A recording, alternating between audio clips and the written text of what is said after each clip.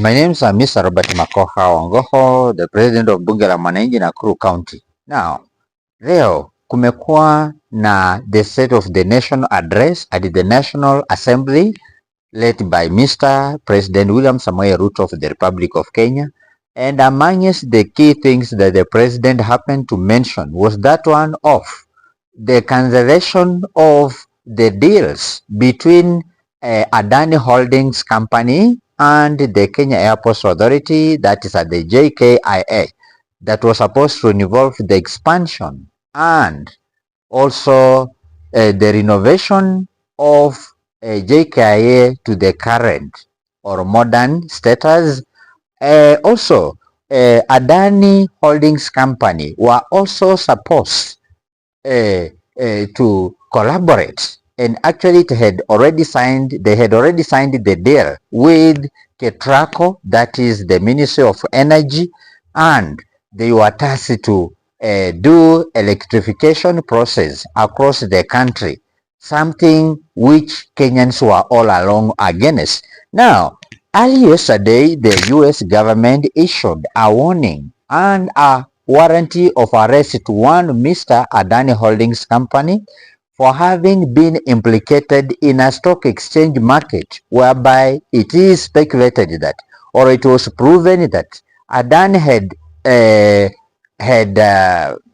bribed up to a total of 250 US dollars shillings, amount that was supposed to ensure him scoop deals to connect the solar energy across the given area. But when the news reached us ahead of the state of address by the President of the Republic of Kenya, Kenyans were anticipating to see the action that the head of state was going to take against the man and his company, given that the US, being a superpower nation, had already issued a red flag to show that the man whom we were dealing with as Kenyans was an evil man, was a wali cartel, whom we also had reports from Bangladesh that he actually was given a tender or rather a contract to ensure that there is the connectivity of electricity, and later on, before the country managed to pay all its debt, the man also came along to disconnect the electrification and people were left in the darkness. So we were arguing out, why was this being the only man Kenya as a country was choosing to ensure that he be the one connecting for us electricity? Why was it that Adani Holdings was the only man to come up with an idea of expanding and renovating the JKIA airport to the modern standards?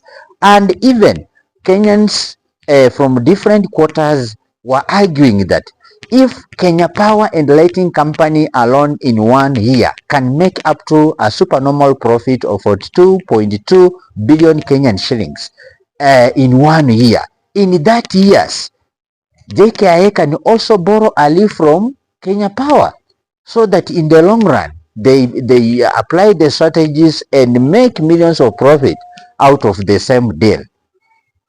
And earlier also, before the president had made the address, the Minister of Energy, that is Opiyo Wandayi, had come out to refute claims and affirm that despite the reports that were emerging from the United States of America, that the government was firm and was still going to ensure that the accusations at the USA were not going to affect the operationalization and the signed deal between Adani and Ketraco here in Kenya.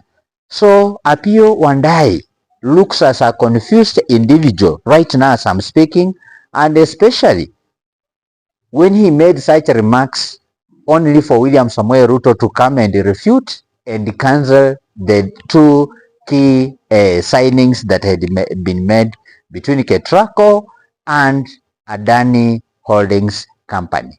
Guys, do you think, or are you happy that the government finally bowed to the people's pressure after getting a massive rejection at the Senate and even at the National Assembly.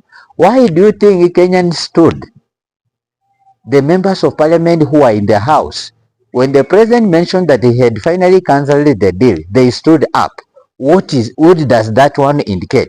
It indicates that all along William Ruto had been forcing these people over the deals that even the National Assembly itself was against.